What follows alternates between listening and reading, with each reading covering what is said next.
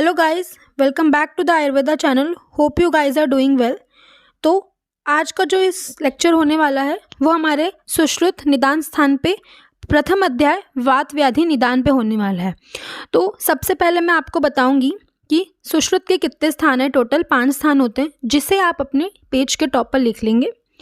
तो सबसे पहले हम देखेंगे सूत्र स्थान में 46 अध्याय होते हैं, निदान स्थान में 16 अध्याय होते हैं, शारीर स्थान में 10 अध्याय होते हैं, चिकित्सा स्थान में 40 अध्याय, कल्प स्थान में 8 अध्याय।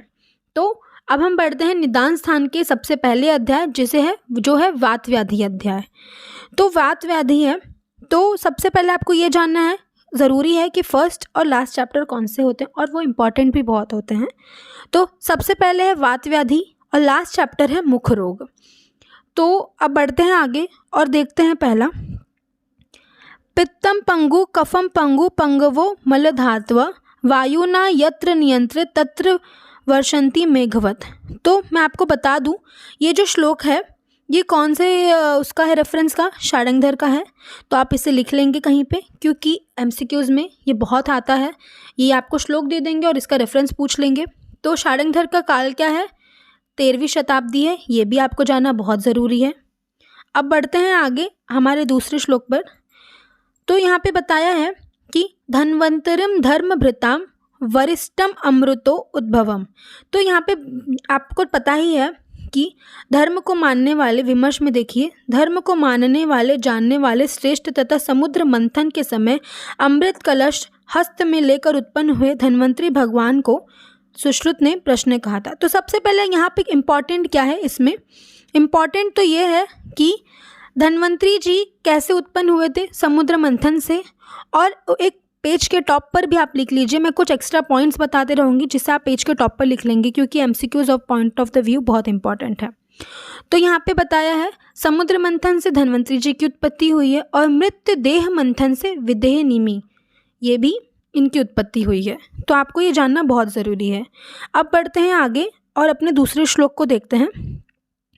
यहाँ पे बताया है इसमें बताया है कि वात का कार्य क्या होता है। तो श्लोक पढ़ेंगे, तस्य तद्वचनम श्रुत्वा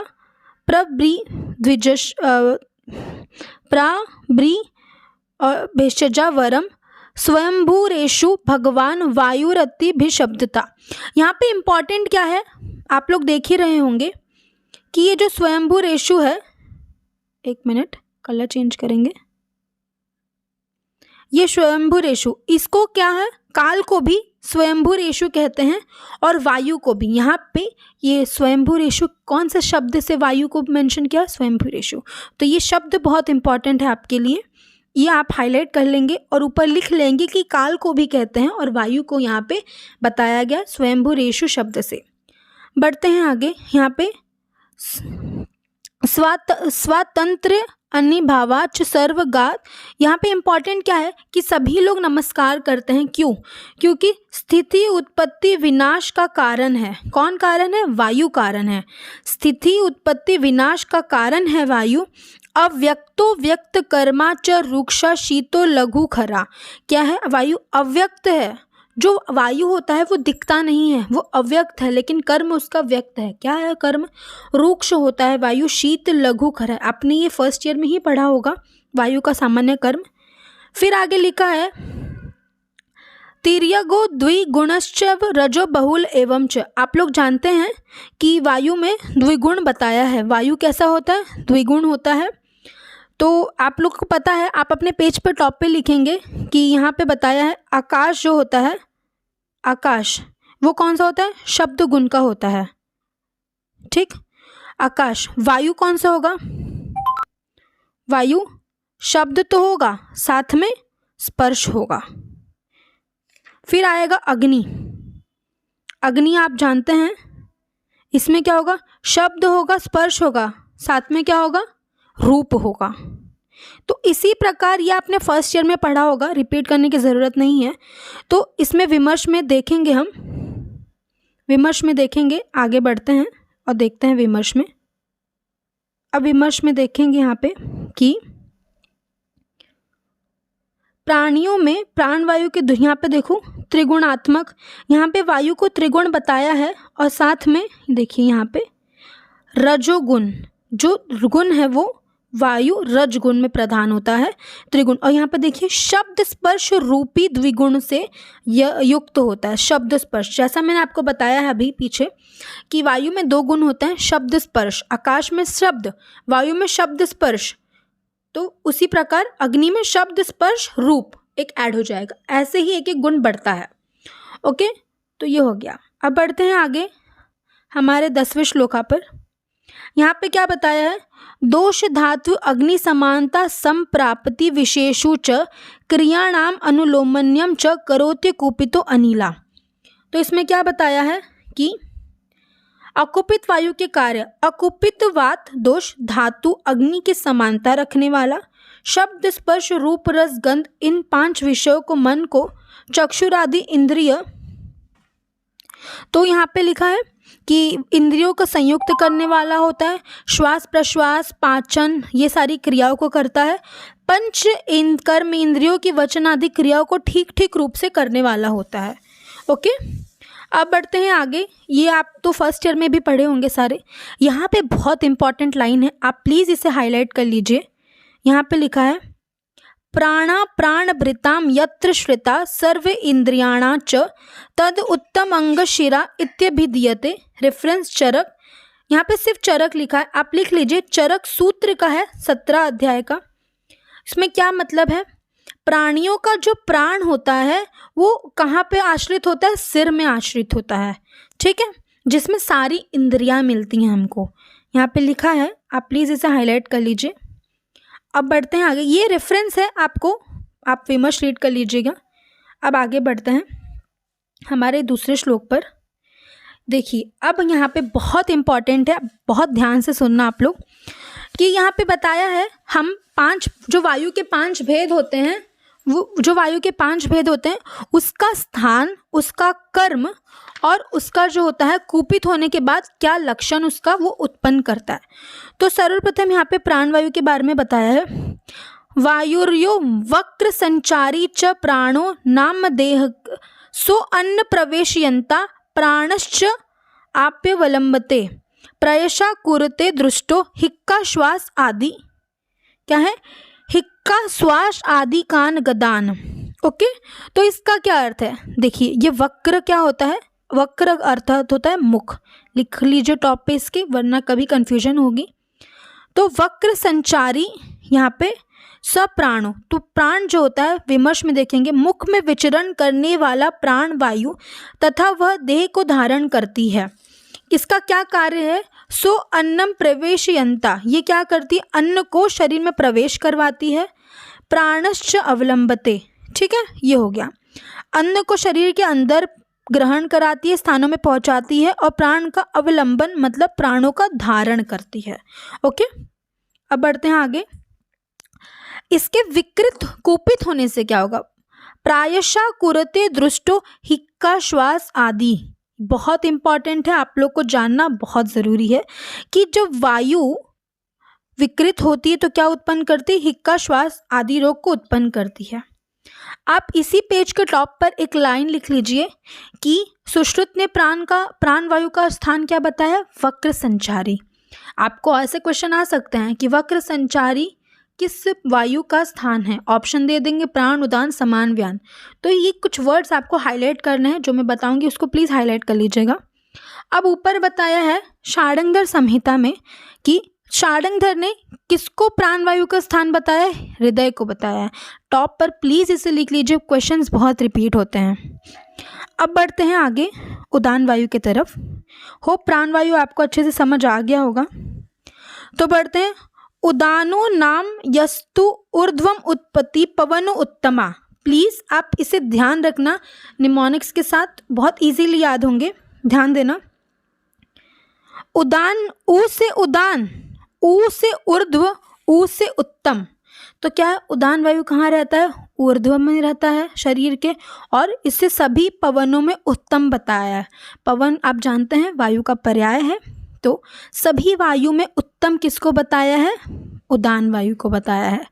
तो सभी वायु में उत्तम किसको बताया है, उदान वायु को बताया। तेन भाषित गीत आदि विशेषो प्रवर्तते ऊर्ध्वजत्रु गतान रागान करोति च विशेषता। तो यहाँ पे इसका सामान्य कर्म क्या बताया है कि भाषण गायन आदि विशेष कार्य करता है। ये अगर कुपित हो जाता है तो ऊर्ध्वजत्रुगत के रोग उत्पन्न करता है। ऊर्ध्वजत्रुगतान रागान करोति च विशेषता, नासा मुख कर्ण सिर आदि इन सारे रोग को उत्पन्न करता है। ओके, ये आप निमोनिक्स के साथ इसको याद रखेंगे तो बहुत इजी होगा उदान वायु। होप यू अंडरस्टैंड उदान वायु। अब बढ़ते हैं आगे समान वायु की तरफ। आम पक्वा शय चरा समानो वही संगता। वही संगता वर्ड प्लीज आप इसे हाईलाइट कर लीजिए। वही संगता सो अन्नम पचती तज्जांश विशेषंति ही। यहाँ पे क्या लिखा है कि आमाशय और पक्वाशय में रहने वाला ये समान वायु, आमाशय पक्वाशय में रहने वाला ये समान वायु क्या करता है? सो अन्नम पचती, अन्न को पचाता है। वही संगता अर्थात कि जब वो अन्न पचाता है तो रस को, दोष को, मूत्रों को, मलों को सबको पृथक करता है, अलग करता है।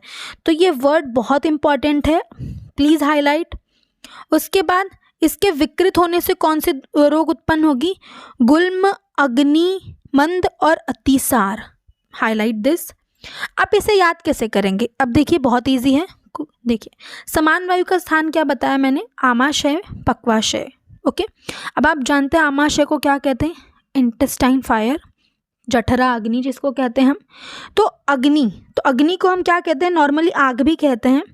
तो आग याद रखेंगे, अग्नि, मंद, अतिसार, गुल्म। ये 3 रोग उत्पत्ति होती है अगर समान वायु की विकृति आ जाए तो। ओके, ये 3 रोग उत्पन्न होगा अगर समान वायु की विकृति आ जाए तो आप इसे आग से याद रखेंगे। अब बढ़ते हैं आगे व्यान वायु की तरफ। व्यान वायु में क्या बताया है? कृत संदेह चरो व्यानो रस संवाहनो गता स्वेदस्य अस्रिक श्रावण चापि पंचधा चेष्टयत्यपि क्रुद्रश्च कुरोति रोगान प्रायशः सर्वदेहगान। तो क्या बताया है? व्यान वायु सभी पूरे शरीर में संचार करता है। व्यान वायु सारे शरीर में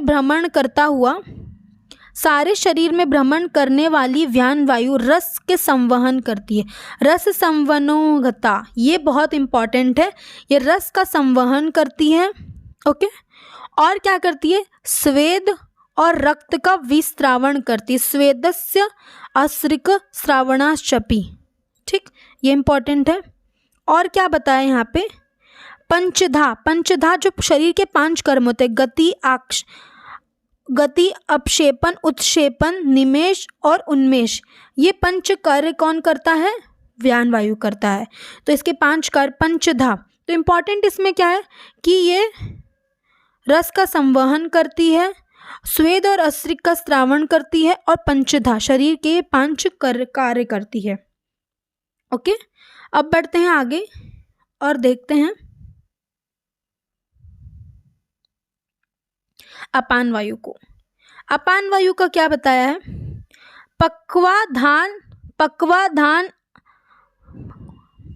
पक्वाधान अल्यो अपाना काले कर्षिता। देखो आपको बहुत इंपॉर्टेंट इसमें ज़्यादा क्या है, आपको ये याद रखना है। अपान वायु कहाँ रहती है? अपान वायु नीचे कौन होता है? पक्वाशय होता है।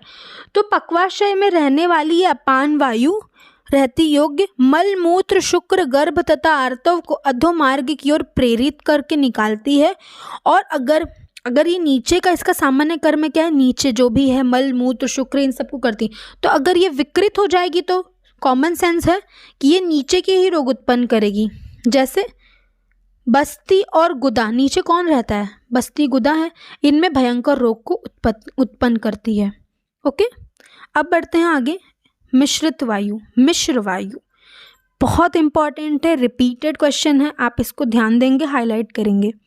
शुक्र दोष प्रमेह अस्तु व्यान अपान प्रकोपजा। बहुत इंपॉर्टेंट लाइन है, आप इसे हाईलाइट करेंगे।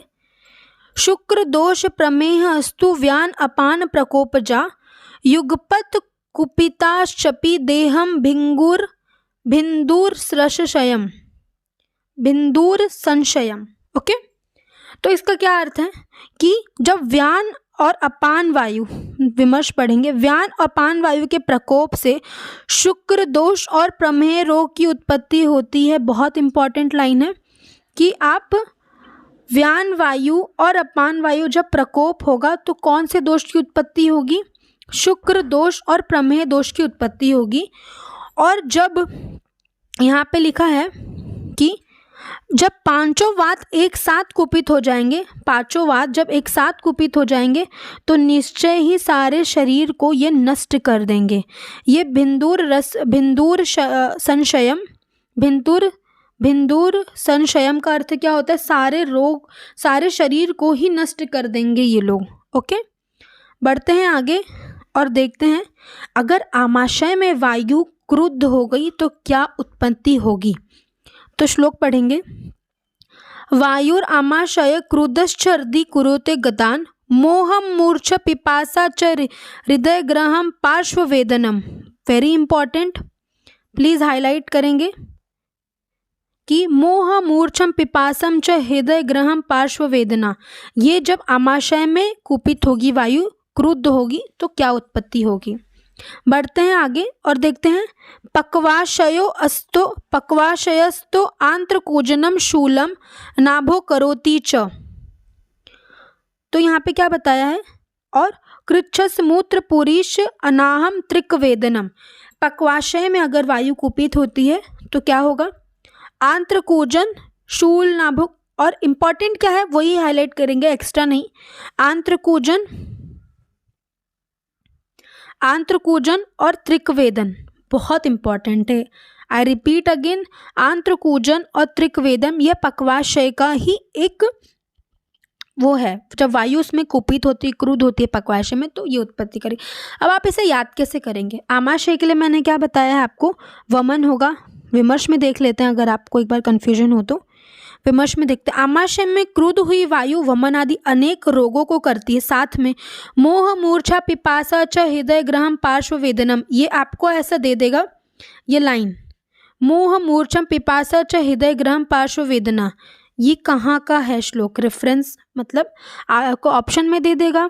आमाशय, पक्वाशय, कहीं संधि, अस्थि, कहाँ का ये अस्थि ये है, तो आपको लगाना होगा ये आमाशय में वायु क्रुद्ध होने के लक्षण है। ओके, अब बढ़ते हैं आगे, देखते हैं इम्पॉर्टेंट क्या है। अब आप पक्वाशय को कैसे याद करेंगे? हाँ, तो आपको याद रखना है पैट। पैट क्या होता है? पी से पक्वाशय, ए से आंत्रकूजन और टी से त्रिकवेदना। तो पक्वाशय में जब वायु कुपित होती है या क्रुद्ध होती है तो ये लक्षण को वो उत्पन्न करती है। ओके, अब आगे बढ़ते हैं। त्वचा में कुपित वात। अब यहाँ पे हम देखेंगे जब वायु एक त्वचा, रक्त, रस, मांस, अस्थि, इन सब में जब वायु जाती है तो कैसे लक्षण को उत्पन्न करती है ये देखेंगे। तो सर्वप्रथम यहाँ पे है त्वचा। वैवर्ण्य स्फुरम रौक्ष्यम स्तुप्तितम चुमचुमायनम त्वकस्थो निस्तोदम कुर्या त्वक भेदम परिपोटनम। इम्पॉर्टेंट ही हम पढ़ेंगे, एक्स्ट्रा नहीं पढ़ेंगे। तो इम्पॉर्टेंट यहाँ पे क्या है कि जब वायु त्वचा में कुपित होती है तो चुमचुमायनम और परिपोटनम, ये तो इम्पॉर्टेंट है आपको। आप अपने अगर आप नोट्स बना रहे हैं या फिर आप बुक से रेफर कर रहे हैं तो साइड में आप ऐसे टेबल बना लेंगे कि त्वचा में अगर होगा, रक्त में होगा, रस नहीं होगा, सॉरी, रक्त में होगा, मांस में होगा, मेद में होगा, अस्थि में होगा, तो क्या लक्षण को उत्पन्न करेगा साथ में वो। ओके, तो त्वचा में होगा तो क्या होगा? चुमचुमायनम और परिपोटनम। देखते हैं विमर्श में। शरीर में रंग का नाश होगा, शरीर में फड़कान, रुक्षता, स्तुप्तता, चुमचुमाहट, टिंगलिंग सेंसेशन, सुई चुभने जैसी पीड़ा और त्वचा का फटना परिपोट रोग को उत्पन्न करेगा जब वायु होगा दूषित। अब देखते हैं रक्त में। जब वायु रक्त में प्रकोपित होगा तो कैसा लक्षण उत्पन्न करेगा? व्रणाश्च रक्त को।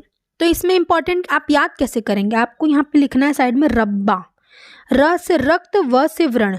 तो अगर वायु रक्त में कुपित हो रहा है तो क्या उत्पन्न करेगा? व्रण की उत्पत्ति करेगा। ओके, वायु व्रण की उत्पत्ति करेगा। अब बढ़ते हैं आगे। ग्रथीन सशूलान मांस आश्रितम। अब सबको पता है मांस में अगर कोई चीज़ आश्रित या फिर प्रकुपित कर रहा है तो कैसे लक्षण उत्पन्न करेगा? ऑफकोर्स ग्रंथि बनेगी। ग्रंथि कैसी होगी? सशूलमान, सशूलान होगा, मतलब पेन वाली ग्रंथि की उत्पत्ति होगी। ओके, ये आपको याद होगी। थोड़ा सा अगर आप श्लोक को संधि विच्छेद करके पढ़ेंगे तो सारी चीज़ें आपको श्लोक में ही आंसर मिल जाएगा, बस उसको थोड़ा सा ध्यान रखने की ज़रूरत है। बढ़ते हैं आगे, देखते हैं। तथा मेधाश्रिता कुर्याद ग्रंथि मंदरुजो व्रणा, मंदरुजो अव्रणा, सॉरी मंदरुजो अव्रणा। तो क्या है? तथा मेधाश्रिता कुर्याद ग्रंथि मंदरुजो अव्रणा। बहुत इंपॉर्टेंट है क्योंकि ये कंफ्यूजिंग है। अब ये मांस आश्रित आपको थोड़ी क्वेश्चन आएगा, इजी है। मांस आश्रित ग्रंथि, ऑफ कोर्स मांस में ही होगा ग्रंथि। इंपॉर्टेंट क्या है? ये मेद वाला। तो यहाँ पे कैसा होगा? मेद में होगा तो ग्रंथि होगा, ऑफ कोर्स। मंद रुजा होगा, मतलब बहुत कम रुजा, पेन कम होगा, व्रण नहीं होगा। ओके, तो आप इसको कैसे याद रखेंगे कि आपको पता है म से मेद होता है, म से मंद होता है, तो ये श्लोक का जो ये वर्ड एक ही साथ आएगा, तो आपको ये ध्यान रखना है मंद रुजा किस में होगा? मेद में। थोड़ा सा है। ओके, चलते हैं आगे, देखते हैं कि अब कुर्याद सिरा शूलम सिरा अकुंजम पूर्णम। ओके, देखिए यहाँ पे विमर्श में भी लिखा है मंद पीड़ा वाला और व्रण रहित गांठों में उत्पन्न करता है, ये जब मेद में होता है, मेद धातु में कुपित होता है। तो कैसे होगा? मंद पीड़ा वाला और व्रण रहित गांठों को उत्पन्न करता है। ओके, अब देखते हैं सिरागत कुपित होता है वात। सिरागत कुपित वात सिराओं में शूल तथा सिराओं का आकुंजन तथा सिरा विस्तृता करता है। ओके, ये हो गया सिरा का। अब बढ़ते हैं स्नायु की तरफ।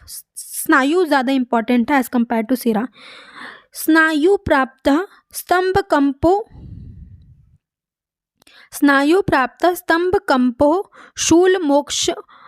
शूलमाक्षेपणम च तथा। एक मिनट।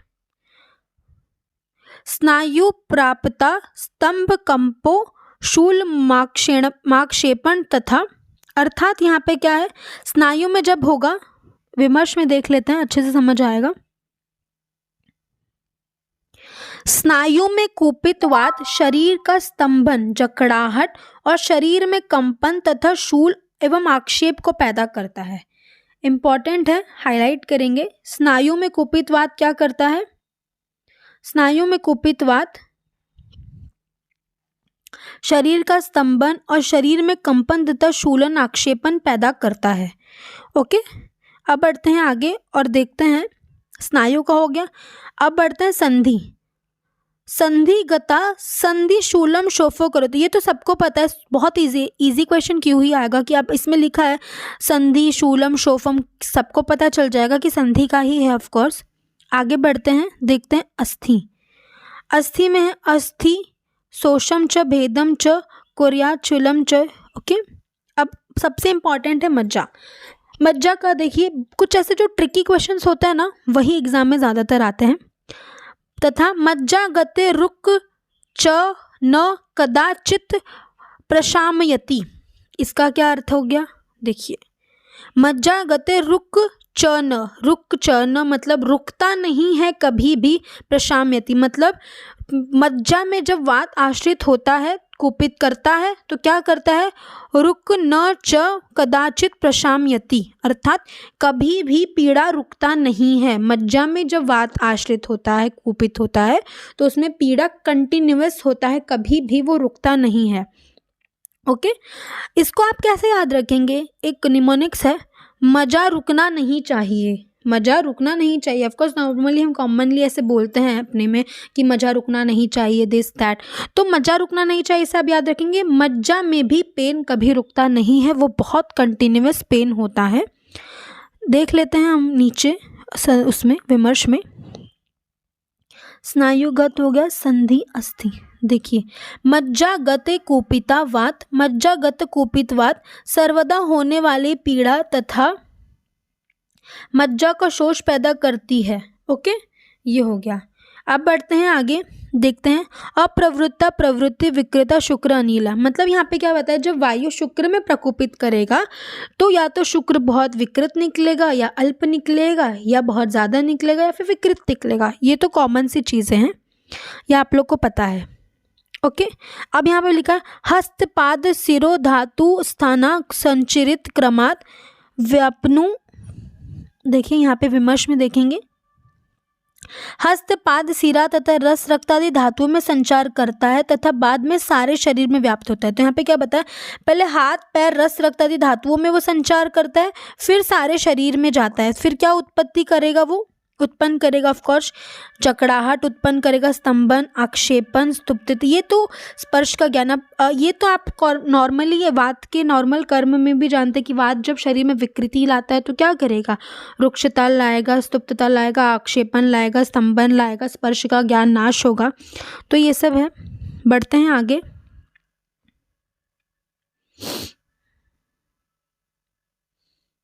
अब ना हम आवरण वाला, ये बहुत इंपॉर्टेंट है, बहुत ध्यान से सुनना आप लोग। आवरण वाला, जैसे ये चरक वाला जो आवरण था वो सबसे अलग था, ये वाला बहुत अलग है। तो यहाँ पे क्या बताया है कि जब वात जब पित्त के द्वारा आवृत हो जाता है तो कैसे लक्षण उत्पन्न करता है, और जब वो कफ के द्वारा आवृत या मिल जाता है तो कैसे लक्षण को उत्पन्न करेगा।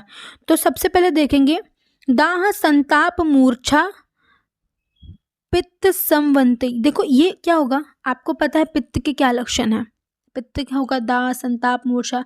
तो अगर ये क्वेश्चन आ जाएगा तो आपको पता है कि वो पित्त के ही द्वारा होगा। ओके, तो इतना आपको ध्यान रखना है, पित्त के नॉर्मल लक्षण दाह संताप मूर्छा। तो ये हो गया। अब देखिए शैत्य शोफ गुरुत्वानी तस्मिनव कफा आवृते, अर्थात कि जब शोफ होगा, गुरुत्व होगा, ये सारी चीज़ें किस चीज़ के लक्षण हैं, कफ के लक्षण हैं।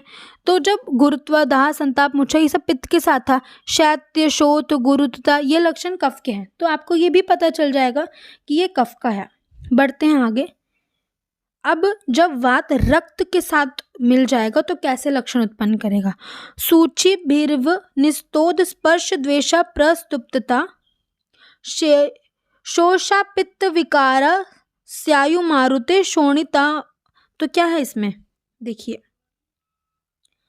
यहाँ पे जब रक्त के साथ मिलेगा तो सूचीवत वेदना उत्पन्न करेगा, तो प्रिकिंग पेन जिसको बोलते हैं, स्पर्श से द्वेष होगा, स्तुप्तता उत्पन्न होगा, और आदि पित्त के विकार को उत्पन्न करेगा। पित्त के विकार आप लोग जानते हैं, पित्त की उत्पत्ति किससे हुई है, रक्त से हुई है।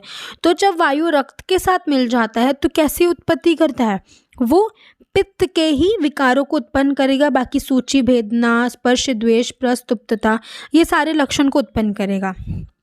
अब हम देखते हैं कि जो वात के 5 भेद थे, प्राण, उदान, समान, व्यान और अपान, ये जब पित्त और कफ के साथ मिलते हैं तो कैसे लक्षण उत्पन्न करेंगे, ध्यान से देखिएगा।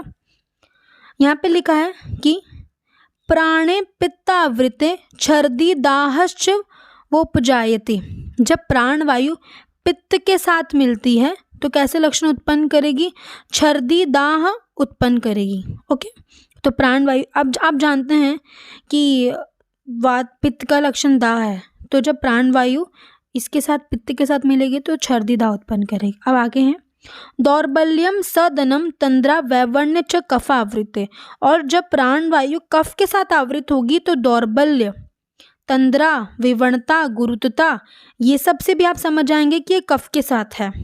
ठीक है, उदान वायु की तरफ बढ़ते हैं। उदाने पित्त संयुक्ते मूर्छा दाह भ्रम क्लमा। ओके, अब हम इसको कैसे याद करेंगे, उदान वायु जब पित्त के साथ मिलेगी तो मूर्छा दाह भ्रम क्लमा आप लिखेंगे MDBK। MD भेषज कल्पना से, तो आपको थोड़ा सा निमोनिक्स अगर आप खुद से बना ले रहे हैं वेल एंड गुड, अदरवाइज आप ये रेफर कर सकते हैं MD भेषज कल्पना। तो उदान वायु MDBK किसका है, मूर्छा दाह भ्रम क्लमा, ये कौन से वायु का किसके साथ है, पित्त के साथ है। अब यहाँ पे दाह आ रहा है तो आप समझ जाएंगे पित्त के साथ है। चलो एक क्वेश्चन तो सॉल्व होगा, एक ऑप्शन खुल गया कि ये कफ का नहीं है, ये किसका होगा, पित्त का होगा। ओके, आप समझ जाएंगे कि ये किसका है, कफ का नहीं है, पित्त का है, तो पित्त का है, समझो ये हो गया। अब आप पढ़ेंगे मूर्छा दाह भ्रम क्लमा, तो MDBK, दाह से पित्त पता चल गया, MDBK से आप समझ जाएंगे कि मूर्छा दाह भ्रम क्लमा, आपको याद आएगा उदान वायु का ये निमोनिक्स था, मैं MD भेषज कल्पना से। ओके, बढ़ते हैं आगे और देखते हैं कि जब उदान वायु कफ के साथ संयुक्त होता है, उदान वायु जब कफ के साथ संयुक्त होता है तो क्या, अस्वेद हर्षो मंदो अग्नि शीत स्तंभता कफा आवृते। आप कैसे इसको याद रखेंगे, AMS। अब देखो ऊ से उदान, आप उसको ऐसे याद करेंगे, MD भेषज कल्पना से करके उड़ना नहीं चाहिए, ऊ से उड़ना नहीं चाहिए, ठीक है, ऊ से उड़ना है। अब AMS, एम्स से करके उड़ना चाहिए, एक से उड़ना नहीं चाहिए, एक से उड़ना चाहिए। ये मेरे निमोनिक्स है, अगर अच्छा लगा हो तो करिए, वरना अदरवाइज अपने बना लीजिए, नो प्रॉब्लम। तो ये है एम्स से, तो आप इसको कैसे याद रखेंगे कि अस्वेद, ए से अस्वेद हर्षा, M से मंदाग्नि, S से शीत स्तंभो, शीत स्तंभ लगना, मंद अग्नि, ये सब क्या है, कफ के लक्षण है। तो कफ का ऑप्शन तो खुल गया, पता चल गया कि ये पित्त नहीं है, ये क्या है, कफ है। तो बाकी आपको ये याद रखना है, AMS और MDBK। ओके, अब बढ़ते हैं आगे समान वायु की तरफ। समान वायु में क्या बताया, समाने पित्त संयुक्त स्वेद दाह उष्ण मूर्छणाम। जब समान वायु पित्त के साथ जाएगा तो क्या बनाएगा, स्वेद दाह उष्ण मूर्छना। आप इसको कैसे याद रखेंगे, स से समान, स से सदा ओम, ये मैंने बनाए हैं, आप अपना बना सकते हैं, सदा ओम। आप इसको कैसे याद रखेंगे, स से स्वेद, द से दाह, उ से उष्ण, म से मूर्छा, स से सदा ओम, ये एक निमोनिक्स है। तो आप याद रखेंगे स से सदा था ना, तो स से क्या होगा, समान वायु। ओके, अब बढ़ते हैं आगे कि जब समान वायु कफ के साथ मिलता है तो कैसे लक्षण, कफाधिक्यम च विण मूत्रम रोम हर्षम कफा आवृते।